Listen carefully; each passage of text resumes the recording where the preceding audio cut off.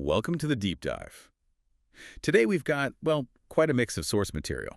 Everything from high-stakes geopolitics down to some pretty intense political theater. Yeah, it's a lot. We're looking at congressional tempers flaring, huge tax debates, and even U.S. military moves near Venezuela. Right. And our job, as always, is to sift through all these data points, the D.C. scandals, the global power plays, and connect the dots for you. Exactly. We want to give you that coherent picture fast, understand the why behind all the noise, and maybe see how accountability seems to be tightening up everywhere. Absolutely. And the figures involved today are, well, there's something. We've got a politician who sort of built her brand on being the villain, a governor whose gambling winnings look tiny next to his wealth, and a former national security advisor who's now facing the music he wanted for others. Okay, let's dig in. So first up, Representative Katie Porter. She got famous partly for these, pretty visible outbursts at staff, viral videos telling people to get the F out of the shot, flipping light switches. Uh-huh. And the latest is she commented that she could have handled things better. Right. And according to the analysis we reviewed, that comment, that apology, that's where her whole image strategy kind of fell apart. Fell apart how? Wouldn't apologizing be the politically smart thing? Well, that's the fascinating part. The sources we had expressed serious disappointment. She apologized. They were actually urging her, believe it or not, to stay the villain. Stay the villain, but why? Surely that hurts her politically. Because, as the analysis laid out, that aggressive, unapologetic persona is the commodity. In today's attention economy, that kind of sustained polarization and outrage, it monetizes way better than, say, quiet policy work. So it's less about winning elections and more about building a media brand. Precisely. The sources literally mapped out a parallel career path. They suggested if politics doesn't work out, there's a massive career opportunity on a show like The View, maybe earning $6 million a year. That defiant attitude is a huge asset in media, even if it costs votes in a primary. Wow. That really creates some, let's say, interesting incentives. And we see similar issues with temperament or maybe just age and frailty with other long-serving leaders. Oh, yeah. The sources immediately pivoted to other examples. Nancy Pelosi, there's that clip where she looked like she was, half a second away from slapping a reporter. And yelled, "Shut up," when asked about the National Guard on January 6th. Yep, dismissing it instantly as Republican talking points. Which, contrasts sharply with what the former Capitol Police Chief's son claimed that the request was made and denied multiple times. It raises big questions about accountability versus political spin, especially for powerful long-term figures. And speaking of long-term figures, there's that really difficult video of Senator Mitch McConnell, visibly struggling to walk, nearly falling. It's hard to watch. And you look at the ages, Pelosi's 84, McConnell is 83. And the sources make this sharp contrast with corporate America. They seem much more focused on, well, functional leadership. They really do. We saw data showing most S&P 500 companies have mandatory retirement ages for directors, usually 70 or 72. They build in succession planning. So the question posed is, why are the people running the economy held to one standard for vitality, while the people running the government aren't? It seems like the system around these politicians is maybe more invested in keeping them there than ensuring they're fully capable. That feels like a vulnerability. Okay, let's shift gears to New York City and that pretty wild mayoral debate. Mandani, Cuomo, Liwa. Wild is one word for it. Our sources slammed the moderation. Apparently, speakers were getting cut off after just 15, maybe 30 seconds, just constant interruptions. Yeah, it sounds like chaos. Designed for sound bites, maybe, not actual debate. But even so, some key differences between Mandani and Cuomo really came through. Oh, definitely. Yeah. Even on simple question, like Mets versus Knicks. Mandani, straight answer. Knicks, Cuomo, he tried to hit you, split the time. Classic politician move. Which Mandani immediately called out as playing politics. Then Cuomo fired back with the experience attack. Said Mandani literally has never had a job, interned for his mother, trying to paint him as unqualified. The standard attack on an outsider. But Mandani's counter was pretty memorable. It really was. He said, I don't have an experience, I make up for an integrity. And what you don't have in integrity, you can never make up for in experience. That kind of message, well, it hits different for voters tired of the usual politics. Okay, but that idealism, as you said, has a price tag. Let's get into the core financial piece. Mandani's tax plan. This is big. Huge. He wants to raise taxes on the top 1% by 2%. That's supposed to bring in $4 billion. There's more, right? Yep. Plus, raise the state's top corporate tax rate to match New Jersey's. Another $5 billion there. So total. $9 billion in new taxes. $9 billion. Okay, and the sources put that into perspective, didn't they? With an example. They did, and it's stark. Someone earning $1.5 million in New York City already faces a total tax rate, federal, state, city combined, of 50.2%. Wow, 50.2%. So half their income gone before these new taxes even kick in. That leaves them with what? About $747,000 net, and Mandani wants to take more. Exactly. And the prediction from the sources is pretty clear. Mandani looks likely to win like 90% odds. And if he does and implements this, An exodus of wealth accelerated. They mentioned $29 billion already left during COVID. This would likely pour gasoline on that fire. and it wasn't just taxes, he had some pretty strong international stances too, right? Oh, yeah. Initially refusing to ask Hamas to disarm, though he apparently had to walk that back later, and pledging to arrest Netanyahu if he came to the U.S., citing international criminal court warrants. He's pushing boundaries on multiple fronts. It's quite the platform. Now, speaking of wealth and politics, there was that interesting bit about Illinois Governor J.B. Pritzker. Yes. Net worth $3.5 billion. Seen at the DNC railing against billionaires right after a clip of Bernie Sanders doing the same thing.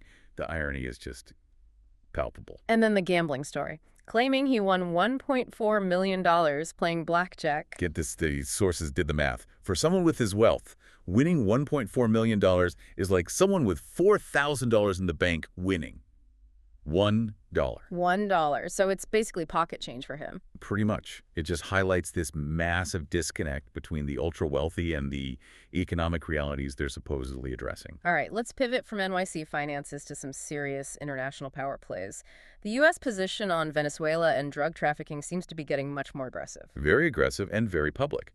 The sources noted the U.S. certainty here. After blowing up alleged drug boats, the president confirmed they are certainly looking at land now. That's a significant shift. From sea to potentially land operations, and they backed it up visually, too. They did. American B-52's nuclear-capable bombers were spotted flying near Venezuelan airspace. That's not subtle signaling.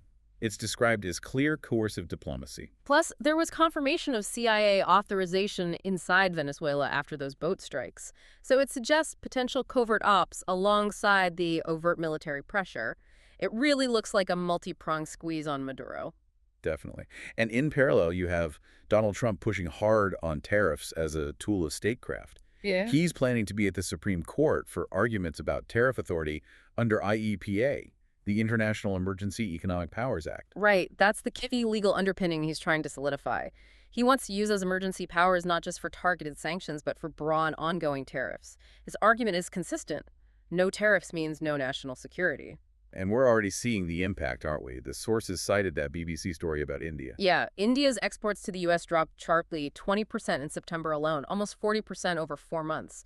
And this was directly linked to new 50% tariffs. Why India specifically? Because they wouldn't stop buying Russian oil. And this is where the analysis gets into what some call 3D chess. Okay, walk us through that connection. How does hitting India relate to Russia?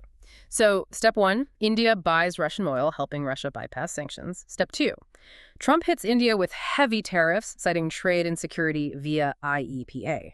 Step 3, the analysis connects this economic pain inflicted on India directly to the planned Trump-Putin summit on Ukraine, set for Budapest. So he's using the India situation as leverage against Putin. That's the interpretation, showing Russia, via India, the economic consequences of not aligning with U.S. goals right before they sit down to talk about Ukraine. It's using a third party to pressure your main adversary. Pretty complex maneuvering. Accountability just keeps coming up. Ooh. Politically, legally. Former National Security Advisor John Bolton, indicted. Classified documents case, 18 charges.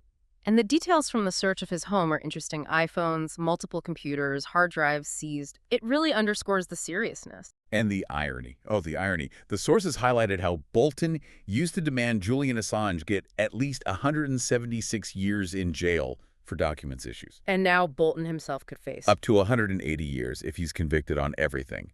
It's a stark reminder, I guess, that the rules around classified info apply upwards, too. No one's immune. At the same time, political rhetoric seems to be getting more extreme publicly. There's this upcoming No Kings protest planned across the country, Which Republicans are already labeling a Hate America rally.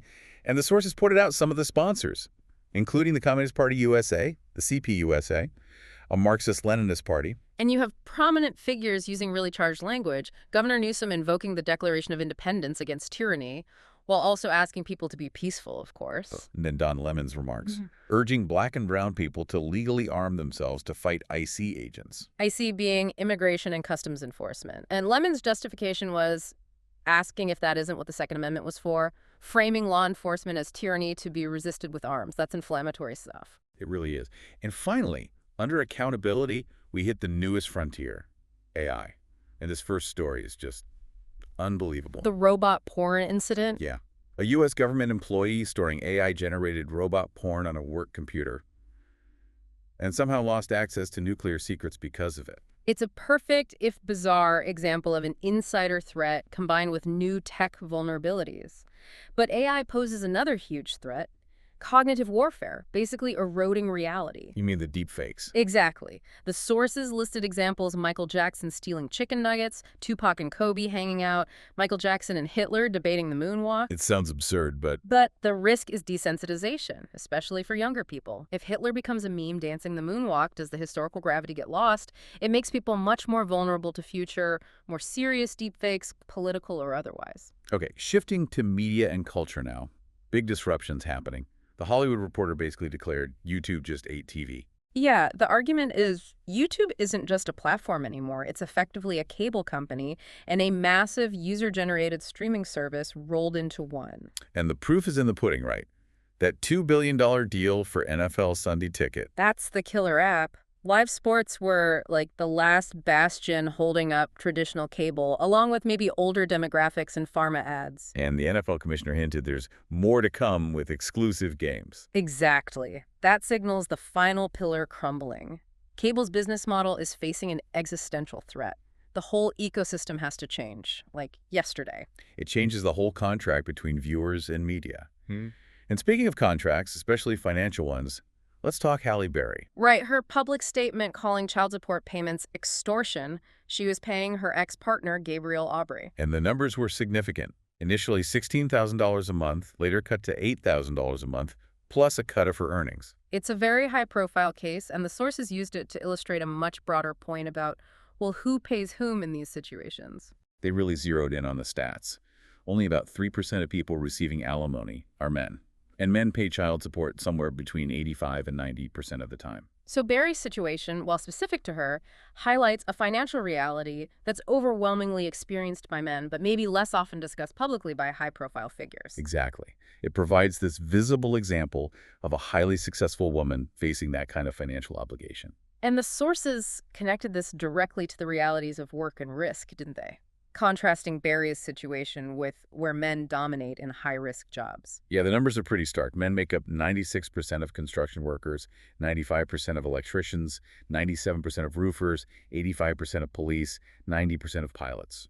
Basically, the jobs that involve significant physical risk to keep society running. Right. So the analysis contrasts that often invisible high-risk contribution with the very visible financial consequence seen in cases like Barry's. It's a powerful juxtaposition they drew from the material. So we've covered a lot today. Political accountability seems to be getting sharper with Bolton's indictment. Financial divides are driving extreme rhetoric, like in the NYC tax debate. And geopolitical tensions are playing out very openly, like those B-52 flights near Venezuela. So the final thought for you listening. We've seen how political accountability is tightening, but also how AI can now create convincing deepfakes instantly. For humor, sure, but also potentially for sabotage. In a world where reality can be manipulated so easily, what does being well-informed even mean anymore? How do you guard yourself against manipulation, digital and emotional? That awareness, that critical thinking might be the most important defense you have. Absolutely. Thank you for taking this deep dive with us today.